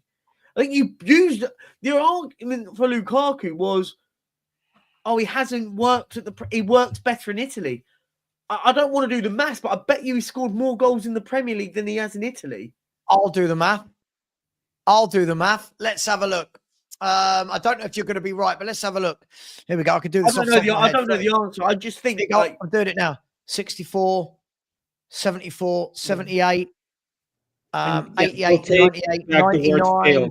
I'll use underachieved. 99, 109, 113 goals he scored in Italy and 144 in England. 149 in England. Yeah. I feel like, again, one of the things I don't like when football fans say is they say things like, speak to Man United fans, speak to Arsenal fans, speak to Chelsea fans. The problem is you can speak to any section of fans you want. Yeah. Players are always underappreciated, right? So, for example, if somebody's talking about Solanke on another fan channel that isn't Spurs, they could speak to me and I'm going to say, don't rate him at all. Awful. They might speak to somebody else who's probably a bit more happy with him that will say, oh, yeah, good player. I like him. And that's different. That's different, right? But look, Man United, for whatever we say, in the last decade have won 5 or 6 trophies. Like they still, they're still winning things for all these players that we keep saying they're ruining. They've Like, not done I mean, bad for a women- team that have failed, haven't they? Like I they've can won a give you a few. huge, like, watch, like, again, if we just go back to Falcao, Di Maria, like all the players from a decade ago who came in on huge wages, Mason Mount recently, Anthony. I mean, I'm sure if I look it up right now, I can give you a list of 10, 15 players, high transfer fees, high wages, who went there, didn't succeed. Is Man U a huge club commercially? No doubt. Obviously. On the pitch, though, it's not going to be a quick fix. Sure, but can I ask, what's the barometer of whether Di Maria, using him for an example, what's the barometer of X person failed versus the club failed? Because what we've got to remember with Man United is Man United have had a decade now. They've had a decade of uncertainty and a decade of change after coming out from being the best club in Europe or England, certainly for decades. Right. So it's been a lot of uncertainty. They've thrown money at it. But what's to say if someone's failed on it? Like, did Zlatan fail at Man United for the brief time he was there? When I say failed, and again, I'm just thinking out loud, I'm not saying this player specifically became a bad player overnight, right? But as you said, the club's, the structure, the coaching, the reason, like, it just seemed like they were going for big names without actually building a team, right? If you look at their transfers. So I'm not haven't you saying the answered player your own became question bad. then? Yeah. So haven't you answered your own question then, that it's more about the fact that they've gone for big names without really building a team? They've literally just dropped in big names and gone, here you go. And that's the kind of same theory along the lines of why that PSG team, when it had Mbappe, Neymar, and Messi, you could drop the biggest. Yeah. So 1000%. I think it's difficult. I mean, to say all of these people failed, like you're saying, They failed. Just to like be clear, but fail, I didn't say they failed. became bad players. I'm just saying good players were put in position to fail, right? They were not put in position to succeed. So as you said, when United were going like PSG after big names, there was no structure in place to make the to club succeed. failed the player. Yeah, over the player failed. that's what I mean. When Man United are a huge commercial club, but the way they've been ran last decade, just what we're talking about, it failed a lot of players. Isn't that testament then to what they're doing now with you know, Mbeumo and Cunha aren't Di Marias. Mbeumo and Cunha aren't Zlatan Ibrahimovic's. They are solid Premier League players that have been there, seen it, and done it. So doesn't that show that the new manager isn't going for the worldies? He's actually going for players that, let's be fair, Mbeumo on the right-hand side of Amarim's front three, right? Cunha can play on the left, the right, or through the middle. Isn't he buying players that actually suit his system? I would love both. I have my doubts on Amarim. Again, we say, like Ange doesn't adapt. Amarim is even more stubborn. Whether it works out for him or not, I'm not sure. But the players are definitely very good players. I would love Mbeumo and Cunha on the Spurs, no doubt. I'm jealous that they're able to get those players. Whether Amarim succeeds or not, I have my doubts. But again, like, I have no idea. He hasn't shown me enough to say, yep, this coach in the Prem can do the same thing that he did in Portugal. The results are not there. After the window, let's see what he does with the new signings. Wait, but by the way, Eugene, well, I'm not going to listen. I'm not going to die on a hill for Ruben Amarim, right? You know what I mean? Like, I it's not my club. I've got enough shit going on in my own football club, right? Right. But what I will say with Ruben Amarim is, it's funny because all the people that wanted to, like that man Matt who I had on the screen there, all these people that wanted to defend Ange kept dragging Amarim in as an example of why he shouldn't be sacked. They kept dragging Amarim in as to, oh, see, this is what we could be. Conveniently forgetting the £400 million, the two summers, the 4 transfer windows, and the 17 new signings. Ruben Amarim's gone into a absolute shit show of a football club, bought one left wing back who's still young, and everyone's gone, oh, the results are shit. Well, what did everyone expect? Did they expect he was going to go in there and Man U were just going to go, boom? Now, if we get to October, November, December, and everyone's looking and going, God, Man United are in the bottom half, he's going to go. But hey, give him a summer, work with the players, get the old out, get Rashford out. Yeah, Garnacho. People with attitude. Rashford, Garnacho. Looks like Bruno might be going. Højlund, who, again, Eugene, imagine, right? This is the difference between our fans, right? They will look at Man United and go, look at Amarim, right? Imagine our front three was Garnacho, Højlund, and someone like Xerxes. Our fans would be going, this is championship at best. This is rubbish. When it's Ruben Amarim, they're all going, see, he's flopped. And that's the difference. Ange has got his players. Ruben Amarim hasn't. That's the difference between the two coaches for me right now. That might change in 6 months. That might change. In 6 months, Ruben Amarim might be the biggest flop ever. We don't know. Is that fair? Just one thing I'm looking at, forget the record, all that. I'm just looking at the final. We say Ange doesn't adapt. He changed his whole philosophy in the final. We park the bus. Amarim, the changes that he's made to the lineup, playing Bruno deep as a six. But Eugene, is a huge difference. You know what the big difference is? There's a difference between adapting. There's a difference between adapting and completely throwing out your whole philosophy out the window to go, this is the way to win it. It's funny, isn't it? Because I found snippets of what this man said when he joined the football club. And if it opens up the can of worms about Super Duper Ange. Because it's... But forget that. It's just as a coach adapting to just a single game to win a trophy. Difference. Because this is what the problem is I'm not you, but this is what I hear. He adapted. No. What he did is he threw his whole ideology out the window to try and win a game. And the difference is adaptation is going, okay, well, we're playing against a team that has quite aggressive front three, so we're going to go in a back three today. That's adapting. And then next week, we're playing against a team that play a low block. So what we're going to do is we're not going to play with a DM today. We're going to play three more attacking midfielders. That's what adapting is. This is where people really get the differences. Ange didn't do that. What Ange did in the Europa League was when I'm just gonna throw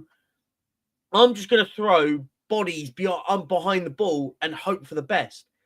And listen, we can talk about it now because we've won. And I stand by this.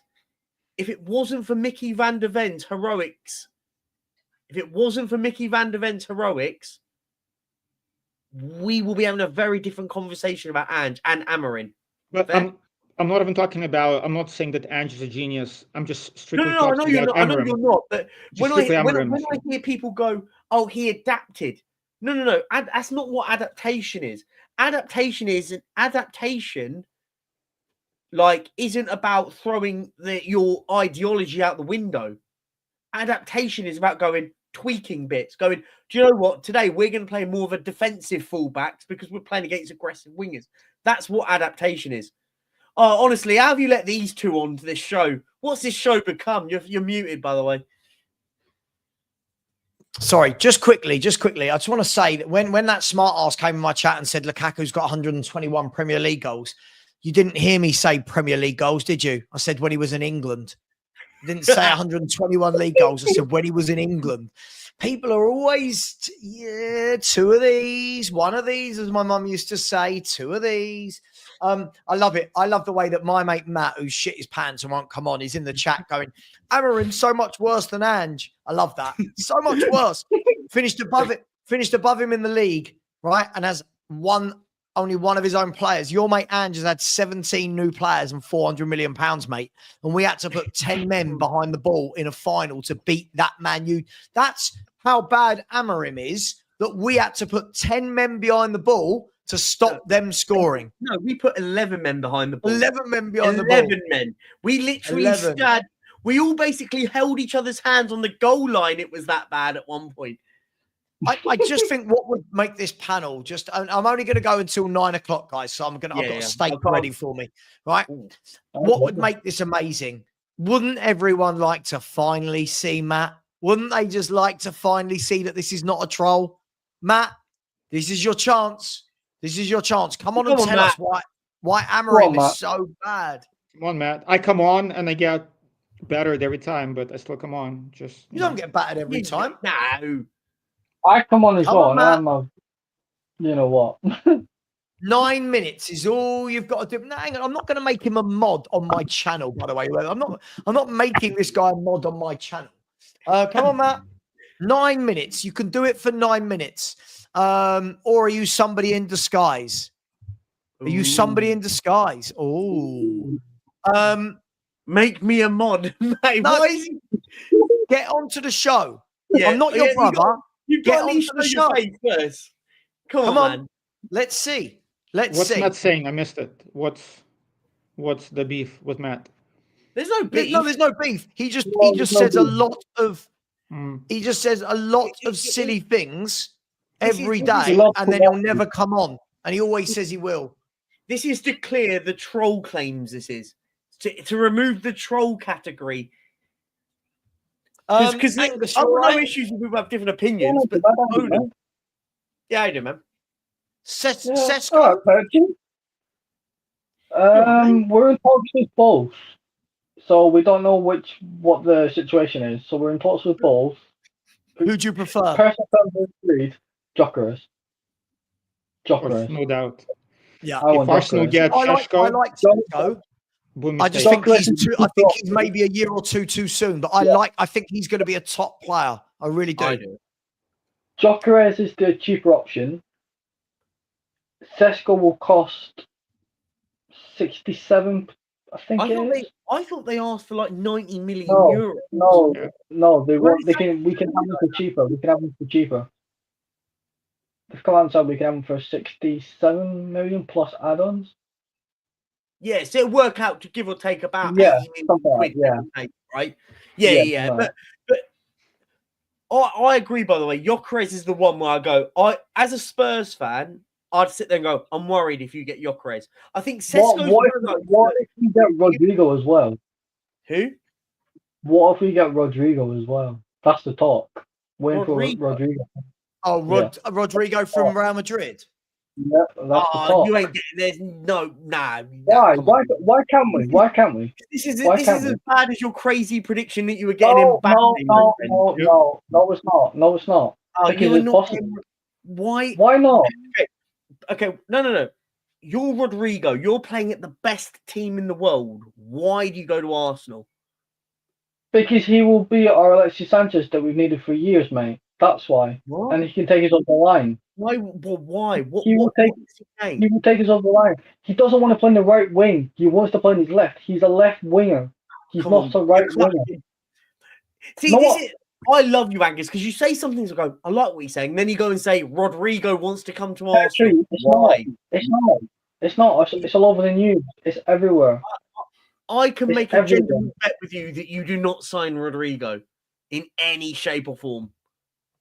We're in for him. I don't know if we're going to sign him, but that's the talk. I'm not saying we're going to sign him. Yeah, I'm but saying I we're hear- in. I hear talk like this all the time. This is a crazy season. Like, so, like, look, let's be fair. How much do Arsenal not just pay Rodrigo, convince him to come to Arsenal? What do Arsenal have that makes you go, yeah, you're the guy? So why? What do you not think? Do you not think we have the pill to get a Rodrigo from Real Madrid? Can I ask the obvious question? Doesn't he play in the same position as Bukayo Saka? Bingo. He's not a right winger though. He's a left winger, which is his predominantly position. That's why he's so Okay. pissed off at Real Madrid. I So think Real Arsenal Madrid are going have to get three left Sané. wingers: Mbappe, Vinicius Yeah. Junior, and Yeah, that's the Rodrigo. problem. That's the problem. That's the problem. Yeah, I'd be pissed off playing for Real Madrid as well. Bloody Real Oh. Madrid. I'm not saying that. I'm saying that's the reason why he's not. I happy. hate my life here in Madrid on my 300 No. grand a week. Oh, it's Winning horrible. every season. 260. Oh, just 260. Oh, Sorry, 260. I really hope. I really hope his family get through this difficult time of not being able to afford dinner. Yeah, just the 260 grand a week. But why would he Go go? on, Perchy. I'm just still trying to work out what He's not makes coming. Arsenal the selling point. Do you not think we've got the Because pill? we always say this about as a player looks at Arsenal. Why does he look at Arsenal over everyone else? So why did Zubimendi not go to Liverpool then last summer? No, there could be there could be valid reasons. I understand why Zubimendi probably decided not on Liverpool and went to Arsenal.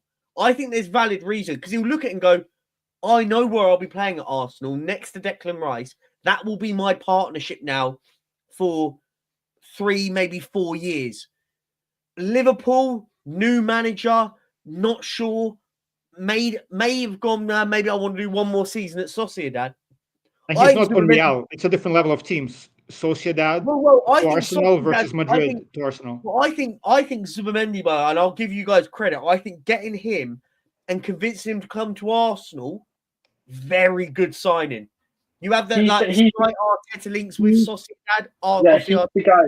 He's the guy. There, so there is those links, but yeah, but bear in mind that all came straight after you guys got in Berta, who I think is a big shout. He would have been on the blog going, "I'll get this guy for you." You know better. I don't know the ins and outs, but how good is Berta? You know better. Well, not well, but you know what it's like. He's good. Hang on, guys, you're both, by the way, you're both talking at the same time, and I've not heard a word of what you're saying. I think you're asking how good is Berta to Perchy, right? Yeah. So what Berta's very good at is bringing in players. He'll bring in some very, very good talent. If I was Arsenal and with him, his South American links are very, very strong. He will be able to get some good South Americans over the line. Those younger South Americans that you go, you know, those Kendry Paez's that went to live at Chelsea, and Willian Esteval went to Chelsea as well. A few of the others, I think Hendrick went to Real Madrid. Those are if I was Arsenal right now, I'd be looking at those sort of players because you can pick those up on a cheap and bleed them into your club. I heard that about Edu. Who? So I heard the same about Edu. Edu was the exact same. Yeah, look, I don't know too much about what Edu did on a business side of front and whatnot. No. I just know Andrea Berta's got a very, very good eye for talent. That's all I'll say. Yeah, I do agree with that. Yeah. Yeah, guys, as I said, I can't go further tonight. I will be back in the morning. But look, guys, right now, I'm going to ask one quick question. This probably open up a can of worms. Who's going to have the best summer out of all the clubs in the Premier League, do we think? Oh, good Liverpool. question. Liverpool, Man City. Liverpool, Man It is City. going to be Liverpool, Man City, innit? It is, Angus. It is going to be those two. No. It will be just Man City. But Liverpool's a shout because what Liverpool have done quickly is already replaced Trent, already replaced Robertson, and they'll be looking elsewhere. So I think actually I'm going to say Liverpool based on what they're replacing, if that makes sense. I just heard the worst bid got rejected, right? For some crazy amount of money. Their latest bid got rejected. Oh, for Bert. Yeah. For Bert.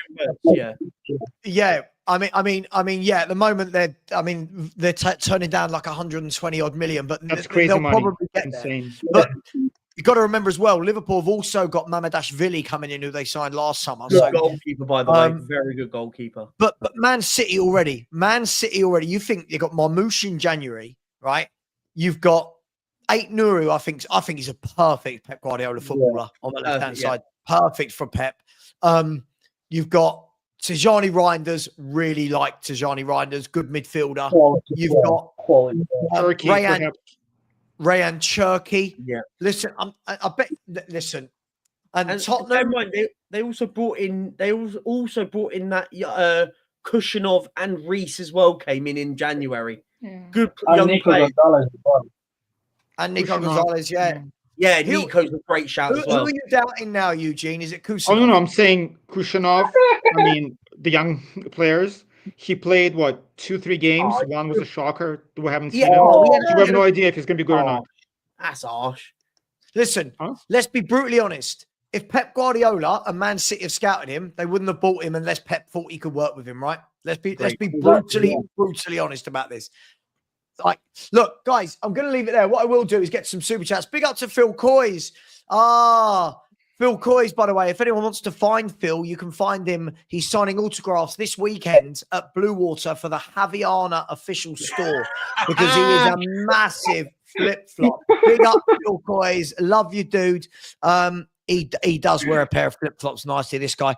Breaking news on Sky Sports just before we end the show. Ryan Mason has now officially been appointed as head coach of West Brom. Breaking news right now on Sky Sports. On a 3-year contract. Good luck to him. I hope he does well. Ryan, please take Moore, Donnelly, and Dorrington with you and give them some experience. Big up to you, Phil Coys. Big up to some guy in the chat just chatting absolute nonsense and said, no top player will come because of Frank. I love this. I love it when people like you say this, Eugene, right? When people say this, I always think, well, what top player has come to Spurs because of any other manager? I love it when you just say Frank. Yeah, those two are not exclusive. You're right. But all I'm saying is when players say, oh, we have Thomas Frank, they're not going to be like, oh, I got to go and play for Thomas Frank.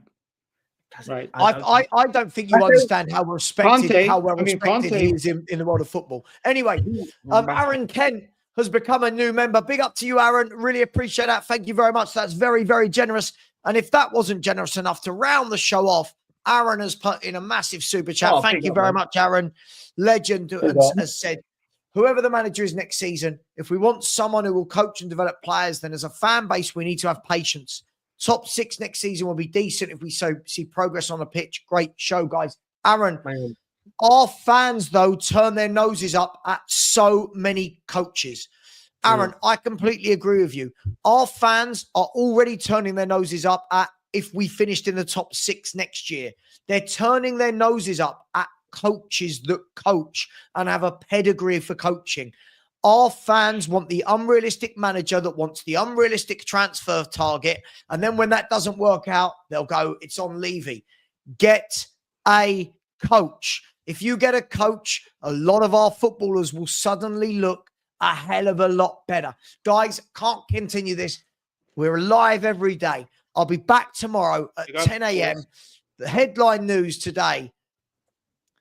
Too much. Spurs are in a chaotic mess. We don't know who the owner's going to be next year, the manager, the director of football. We don't know who anyone's going to be. We know that Ryan Mason has left. We know that Mbeumo's probably signing for Man United. We know that Eugene doesn't rate Thomas Frank. We know that Angus thinks that every top player in world football is signing for Arsenal. Never said every top player. Other than that, Perchy and I are absolutely brilliant. Take care, everyone. And as always, come on, you Spurs, and thank you for watching the What Are We Doing Here podcast. Hit those likes on the way out, everybody.